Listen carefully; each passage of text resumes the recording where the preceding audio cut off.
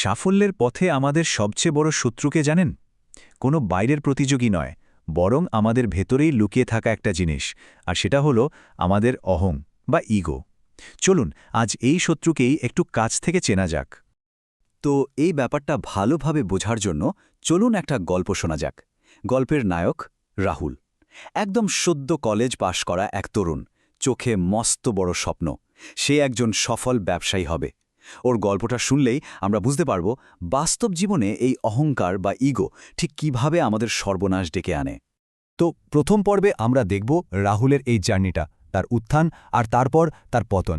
এটা কিন্তু শুধু একটা গল্প না, আমাদের সবার জন্য একটা বড়সড় সতর্কবার্তা। সাফল্য যে কত দ্রুত মিলিয়ে যেতে পারে যদি আমরা একটু অসতর্ক হই, সেটাই দেখব আমরা। দেখুন, রাহুলের শুরুটা কিন্তু ছিল দুর্দান্ত। সে অনেক খেটে একটা প্রোডাক্ট বানালো, আর সেটা তার পরিবার, বন্ধু, এমনকি ইনভেস্টরদের মধ্যেও রীতিমতো সাড়া ফেলে দিল। খুব তাড়াতাড়ি ওর কোম্পানি বড় হতে শুরু করল, আর রাহুলের কনফিডেন্সও মানে আত্মবিশ্বাস একদম তুঙ্গে। কিন্তু এখানেই হলো সমস্যাটা। এই আত্মবিশ্বাসটাই কখন যে অহংকারে বদলে গেল সে টেরই পেল না। সে তার টিমের কারো কথা শুনত না, কাস্টমারদের ফিডব্যাককে পাত্তাই দিত না। তার মাথায় ঢুকে গিয়েছিল যে সে একাই সব জানে। আর ঠিক এই জায়গা থেকেই তার পতনের শুরু। তার সবচেয়ে ভালো কর্মীরা তারা সব হতাশ হয়ে একে একে চাকরি ছেড়ে দিল, আর শেষ পর্যন্ত কোম্পানিটাই বন্ধ হয়ে গেল। আর এর জন্য কিন্তু মার্কেট বা কপাল দায়ী ছিল না, দায়ী ছিল শুধু তার নিজের লাগাম ছাড়া ইগো। তাহলে প্রশ্ন হল, এই যে ভেতরের শত্রু, এই অহং, এটা আসলে কি? ঠিক কোন জিনিসটা রাহুলের মতো এমন একজন সম্ভাবনাময় তরুণের সবকিছু শেষ করে দিল? খুব সহজ করে বললে, ইগো বা অহং হল নিজের গুরুত্ব নিয়ে একটা ফুলিয়ে ফাঁপিয়ে তোলা একটা অবাস্তব ধারণা। মানে এটা আমাদের মনের ভেতর এমন একটা ভুল বিশ্বাস তৈরি করে যে আমরা আসলে যতটা না গুরুত্বপূর্ণ, তার চেয়ে নিজেকে অনেক বেশি কিছু ভাবতে শুরু করি। আর এখানেই কিন্তু একটা খুব জরুরি বিষয় আছে।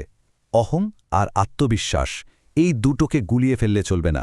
দেখুন, আত্মবিশ্বাস জিনিসটা অর্জন করতে হয়, এটা আসে অভিজ্ঞতা আর প্রমাণ থেকে।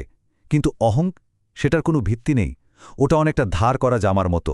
আত্মবিশ্বাস মানে হলো নিজেকে জানা, নিজের শক্তি আর দুর্বলতা সম্পর্কে সচেতন থাকা। আর অহং মানে হলো শুধু নিজের মধ্যেই ডুবে থাকা। যখন কারো ইগো নিয়ন্ত্রণের বাইরে চলে যায়, তখন কিছু লক্ষণ পরিষ্কার দেখা যায়। যেমন ধরুন, সে কিছুতেই নিজের ভুল স্বীকার করতে চায় না, এমনকি যখন সে জানে যে সে ভুল করেছে। কোনো কিছুতে ব্যর্থ হলে সে সব সময় অন্যদের বা পরিস্থিতির ঘাড়ে দোষ চাপিয়ে দেয়। আবার সে যতটুকু জানে তার চেয়েও অনেক বেশি জ্ঞানী সাজার চেষ্টা করে। কোনো তর্কে হার মানতে চায় না, যদিও সে জানে সে ভুল। আর সমালোচনা শুনলে তো কথাই নেই, সাথে সাথে রেগে যায়। এইগুলোই হলো বিপদ সংকেত। ইগো ইজ দি এনিমি বইটার লেখক রায়ান হলিডে খুব সুন্দরভাবে দেখিয়েছেন যে আমাদের জীবনের 3টে বিশেষ সময়ে এই ইগো সবচেয়ে ভয়ঙ্কর হয়ে উঠতে পারে। এই 3টে পর্যায় কি কি? প্রথমটা হলো আকাঙ্ক্ষা বা অ্যাসপিরেশন। মানে যখন আমরা কোনো লক্ষ্য ঠিক করছি, কিছু একটা হতে চাইছি, তখন ইগো আমাদের কানে কানে বলে, আরে তোমার তো জন্মই হয়েছে বড় কিছু করার জন্য, এত খাটাখাটনির কি দরকার? এরপর আসে সাফল্য বা সাকসেসের পর্যায়। যখন আমরা কিছুটা সাফল্য পেয়ে যাই, তখন ইগো বলে, ব্যাস আর কি, যা প্রমাণ করার তো করেই ফেলেছ, এখন শেখা বন্ধ করে আরাম করো। আর সবশেষে আসে ব্যর্থতা বা ফেলিয়ার। যখন আমরা কোনো বিপদে পড়ি, তখন ইগো আমাদের ভুল থেকে শিখতে দেয় না, বরং সে অন্যের দোষ দিয়ে নিজেকে বাঁচানোর চেষ্টা করে। তার মানে আমরা উপরে উঠি, নিচে নামি বা মাঝপথে থাকি, ইগো সবসময় আমাদের ডোবানোর জন্য তৈরি। তো শত্রুকে তো চেনা গেল, এখন প্রশ্ন হলো একে হারাবো কি করে? চলুন এবার সেই কৌশলগুলোই জেনে নেওয়া যাক। প্রথম যে পদ্ধতিটার কথা বলবো সেটার নাম হলো ক্যানভাস মেথড। এর মূল আইডিয়াটা হলো আমাদের দৃষ্টিভঙ্গিটাকে বদলাতে হবে। মানে ছোটখাটো জয় মেতে না থেকে চোখ রাখতে হবে অনেক বড় একটা ছবির দিকে। ব্যাপারটা একটু বুঝিয়ে বলি। এই পদ্ধতির মূল কথাই হলো নিজের লক্ষ্যের ক্যানভাসটাকে অনেক বড় করে দেখা। যখন আমাদের সামনে একটা বিশাল লক্ষ্য থাকে, তখন ছোটখাটো সাফল্যগুলোকে আর অত বড় মনে হয় না।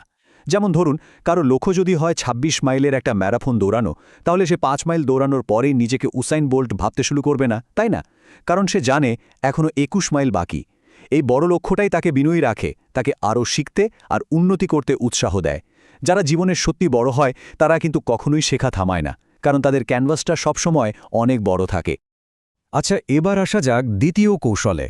এই পদ্ধতিটা হলো জীবনের ভালো এবং খারাপ দুটোকেই সহজভাবে গ্রহণ করতে শেখা।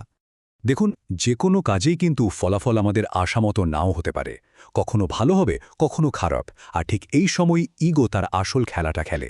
যখন আমরা ব্যর্থ হই, তখন ইগো আমাদের নিজের ভুলটা দেখতে দেয় না, বরং অন্যদের ঘাড়ে দোষ চাপাতে বলে। আবার যখন সাফল্য আসে, তখন সে পুরো কৃতিত্বটা একাই নিতে চায়, অন্যদের অবদানকে একদম ভুলে যায়। এই দুটো ক্ষেত্রেই আমাদের খুব সচেতন থাকতে হবে। ব্যর্থ হলে খুঁজতে হবে নিজের ভুলটা কোথায়, আর সাফল্য পেলে যারা আমাদের পাশে ছিল তাদের ধন্যবাদ জানাতে হবে। কারণ একটা কথা সবসময় মনে রাখা দরকার, একা একা কেউ কখনো সফল হতে পারে না। আর আমাদের শেষ কৌশলটা হল কাজ আর বিশ্বাসের পদ্ধতি। মানে কথার চেয়ে কাজকে বেশি গুরুত্ব দেওয়া, আর সবকিছু নিজে নিয়ন্ত্রণে চেষ্টা না করে অন্যদের ওপর বিশ্বাস রাখা।